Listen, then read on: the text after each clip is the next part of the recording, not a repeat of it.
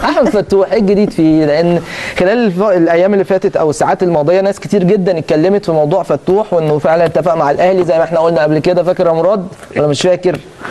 ايه الجديد عندك؟ لا يزال الملف مفتوحا في الاهلي ولا يزال الملف مفتوحا في الزمالك. حلو قوي، مظبوط.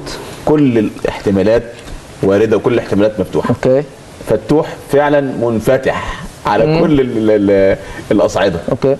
تاني ونأكد واللي انت قلته قبل كده يا امير، فتوح زملكاوي قلبا وقالبا. اوكي. تاني وتالت، فتوح منتظر العرض الافضل هيختاره. العرض ده جاله من الزمالك هيقعد في الزمالك، العرض ده جاله من الاهلي هيروح الاهلي. ماشي. ما عندوش ازمه. الاهلي مستقر على ايه؟ لا يخفى عليك ولا يخفى على احد ان كولر اعطى الضوء الاخضر للتعاقد مع فتوح. ماشي. تمام؟ اوكي.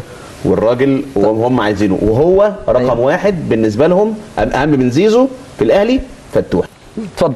بقول لحضرتك الاحتمالات كلها مفتوحه. والراجل مستني الافضل من الناحيه الماديه والنفسيه هيوافق عليه. ماشي. هتقول لي هو زملكاوي، اقول لك طبعا هو زملكاوي. اوكي. لكن اذا لم يصل لاتفاق، والاتفاق ده يعني ايه؟ يعني اسدد مستحقات القديمه وتبلغ 8 مليون جنيه. ماشي. يعني اخد عقد يقترب من عقد زيزو 25 30 مليون جنيه في الشهر.